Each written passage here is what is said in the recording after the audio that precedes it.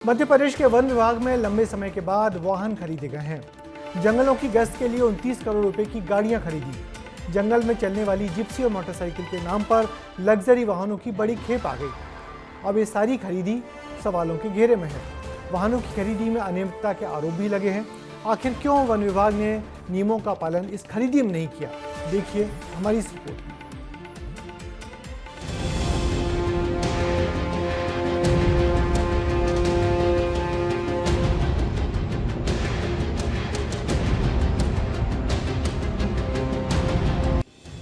देश के वन क्षेत्र का 12% हिस्सा रखने वाले मध्य प्रदेश में जो वन विभाग 2025-26 में सरकार से 5,326 करोड़ का बजट पाता है, आरोप है कि उस विभाग के अधिकारी सरकार को ही चूना लगाने में लगे हुए हैं।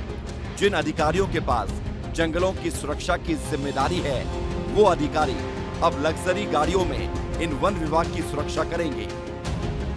सही भी है, एसी कमरों में बैठेंगे तो ऊबड़ खाबड़ जंगल के रास्तों में भी तो एसी की गाड़ियां जरूरी हैं। मध्य प्रदेश के वन अधिकारियों पर आरोप लगे हैं कि जहां जंगलों में गश्त के लिए 110 जिप्सी, बाइक और ट्रक खरीदे जाने थे, उसकी जगह 214 लग्जरी ऑटोमेटिक गियर वाली एसी गाड़ियां खरीद कर ली गई हैं।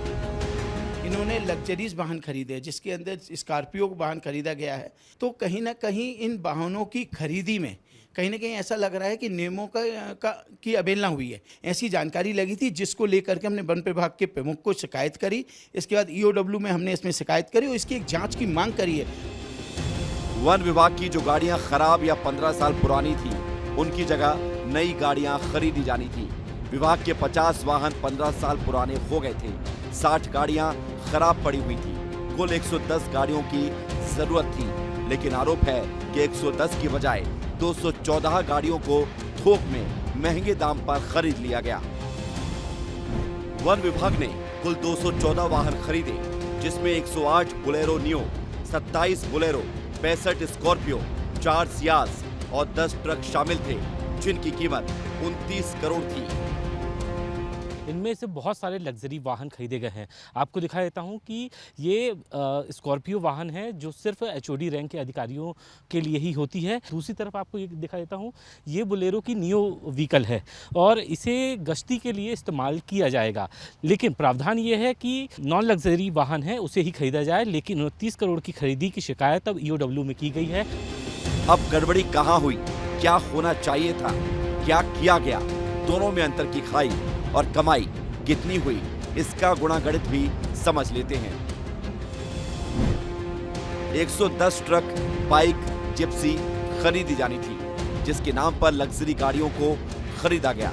Government of E market place यानी GEM पर टेंडर निकालना था, कोई टेंडर नहीं निकाला गया। मॉडल चयन के लिए एक्सपर्ट समिति बननी थी। अधिकारियों ने अपनी अपनी पसंद के हिसाब से गाड़ियों का चयन कर लिया।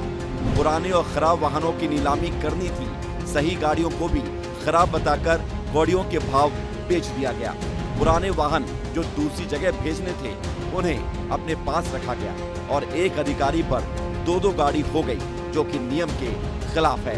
31 दिसंबर 2024 तक वाहनों पर भारी डिस्काउंट था, लेकिन सरकार के पैसे को मुफ्त की कमाई समझकर 2-2 लाख रुपए ज्यादा दे दिए गए। नए वाहन लेने के बाद किराए की गाड़ियां कम करनी थी। आरोप है कि वाहन कम नहीं किए गए। अतिरिक्त गाड़ी की सुविधा सिर्फ विभाग प्रमुख को होती है, लेकिन 4 पहिए कम पड़ गए थे, तो नियमों को ताक पर रखकर 10 BCCF अधिकारियों को भी 2-2 गाड़ियां दे दी गई। मध्य प्रदेश के वन मंत्री से जब इस फर्जीवाड़े के बारे में पूछा गया, तो उन्होंने कह दिया कि जानकारी ही नहीं है, अभी तो अम्बेडकर जयंती मनाइए, बाद में देखा जाएगा। नहीं, देखिए ऐसी तो अभी कोई बात नहीं, और आपने जो चीज कही उसको हम देखेंगे संज्ञान में। वैसे अभी हमें जानकारी कोई ऐसी मिली नहीं इसमें। मंत्री जी को जानकारी भले ही ना हो, लेकिन विभाग के अधिकारी सब जानते हैं। ऐसे में सवाल यह है कि नियमों को दरकिनार कर हुई गाड़ियों की इस खरीदी की जांच कब होगी और सरकार को चूना लगाने वाले अधिकारियों पर गाज कब गिरेगी। ब्यूरो रिपोर्ट, विस्तार न्यूज। वैसे मध्य प्रदेश देश में नंबर 1 टाइगर स्टेट, चीता स्टेट और तेंदुआ स्टेट है। एमपी के वन विभाग के खाते में उपलब्धियां बहुत है। मगर जंगल महकमे के लिए जरूरत से ज़्यादा लग्जरी गाड़ियों की खरीदी मुसीबत का कारण बनती जा रही है। इस खरीदी की अब जांच की मांग की गई है।